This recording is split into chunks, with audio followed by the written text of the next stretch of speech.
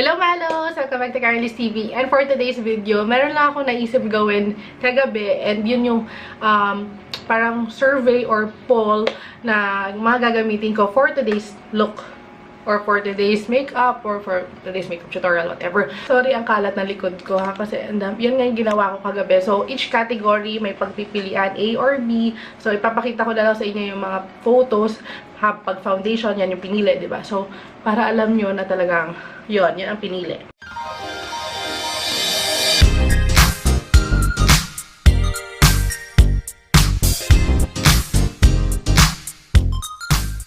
So, hindi pa ako nag-moisturize ang face. So, I'll be using...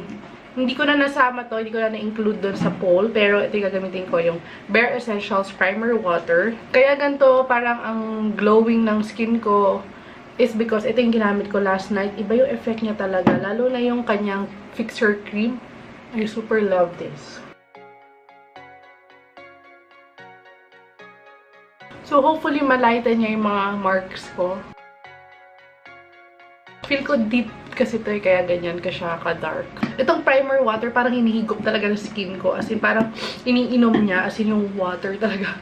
I love it. Tingnan niyo naman, oh. Next is yung fixer cream. Sobrang ganda nito. May dewy siya. Dewy finish. Yeah, love it. I love it so much. So, for the foundation, ang napili nila, or ang nanalo sa poll, ay itong Natural Organics Healthy Skin Foundation. Buti nga walang nag-50-50 eh. Oh, medyo maputi ito sa aking skin tone. So, ayan, tignan na lang natin. Ang puti niya, guys, sobra. Tapos, sa concealer, buti na lang itong pinili nyo. Maybelline Fit Me Concealer. Kasi ito talaga yung favorite ko. And yung NYX, medyo maputi din siya. So, tingnan nyo naman ito. Maganda kasi yellow undertone. So, ilalagay ko siya sa under eyes ko and also sa nose area.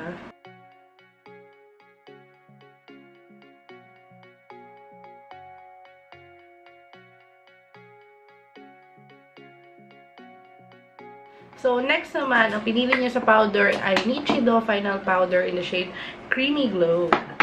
Hindi ako masyadong magbe-bake. Siguro saglit ang bake lang. Half bake. As in, saglitan lang. Ita-top off ko din siya agad.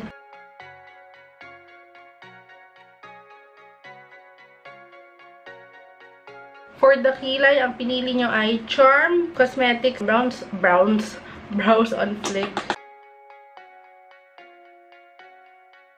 Nakita nyo, medyo nag-start ako dito kasi wala naman ako masyadong hair dyan. Kaya, dinadarken ko pa rin. So, siguro kung ikaw ay pinagpala sa kilay, mag-start ka sa gitna. So, depende kasi rin. Very, nipis ang kilay ng brows ko. Ito na lang. Wala akong spoolie eh. Para medyo mabawasan naman yung kapal niya. Pero gusto ko yung makapal kilay, to be honest. Ayan. Ang ganda, no? So, ganda to sa mga brown hair. Ako kasi black talaga eh. Mas gusto ko sana yung parang brown gray. Asintado na po ba ang ating kilay?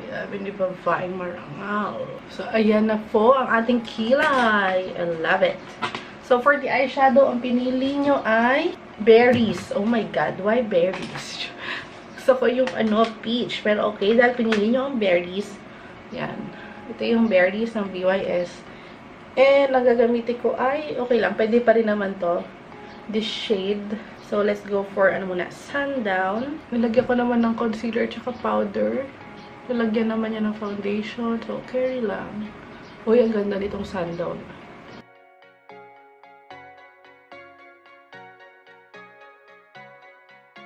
Gusto kasi yung mga eyeshadow ko monotone para parang play safe.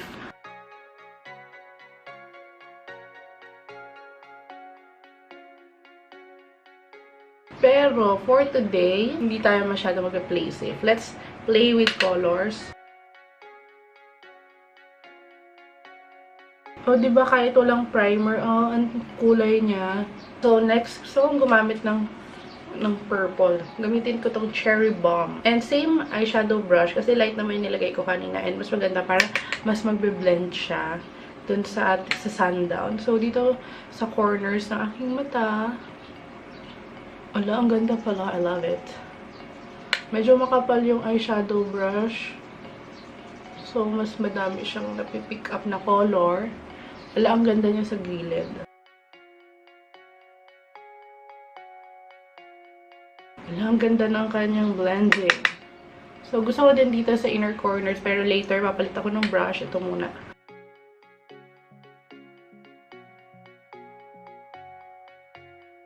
Oh, diba? Ang ganda. Change tayo ng brush. Medyo smaller brush. Cherry bomb pa rin para sa inner corners.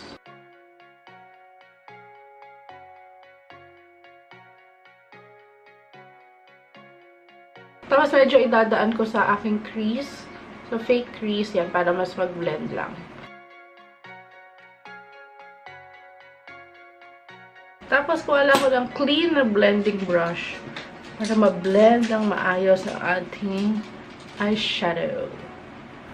Oh, diba? Saan ang lakad din? Tapos, hanap tayo ng medyo parang highlighter, yung glow. And fingertip na lang gagamitin ko to up.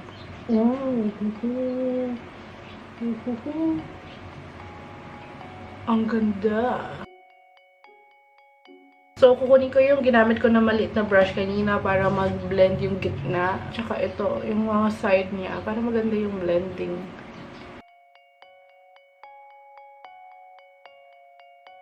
Siyempre, kuha uli ako ng maliit kasi kailangan meron din yung baba. So, itong pencil brush na lang.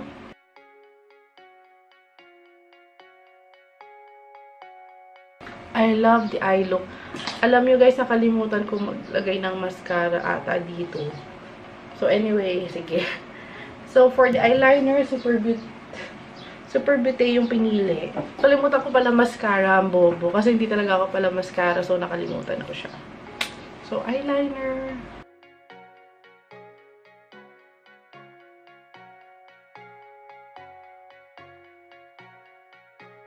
Pero okay lang kasi mag-eyelashes naman ako.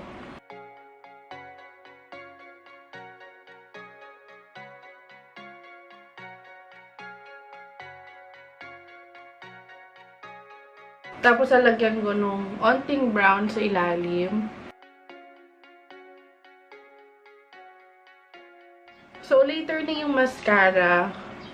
Hayaan mo muna siyang ganyan. So, mag-contour na tayo. And ang pinili nyo for contour ay itong Fashion 21 Contour Kit. So, pagkasamain ko, may mix ko lang ito.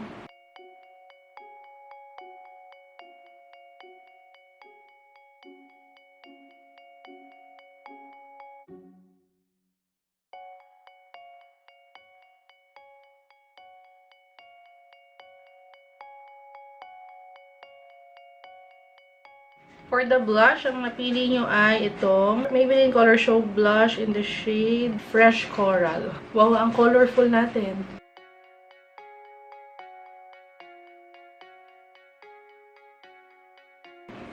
Blend ko lang to kasi medyo nakapakapal. Eh, maganda na yung ating eyeshadow eh. For the highlighter, sa Wet n Wild kasi ang nilagay ko. And ang nagustuhan nyo is yung crown of my canopy. Why? Why this? Pero maganda siya kasi parang siyang medyo golden.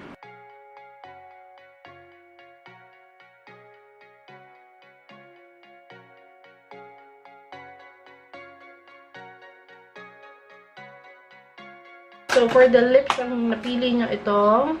Parehas din na Be Organics ang nilagay ko. Ang napili nyo ito, Sangria.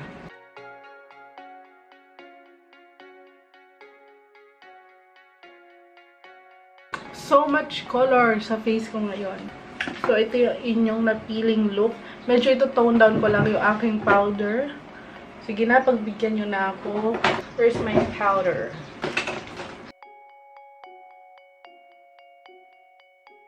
Magbabalik ako with my lashes. Hi! I'm back! And ayan na. O, diba? Ginusto nyo to. Kayo namili nyo to. So, ito yung ginawa kong look. So, thank you, Malo, sa pagpili ng aking makeup. Thank you sa pagsagot ng aking poll o survey. Hindi ko alam anong tawag doon. So, poll. So, yan. Yan na ang ating makeup. Pack na eyeshadow. Lips. Hope you enjoyed this video. Thank you, Malos, for watching. Please don't forget to subscribe, like, and comment on this video. And keep in mind, more positivity, less negativity. I'll see you on the next one. Bye!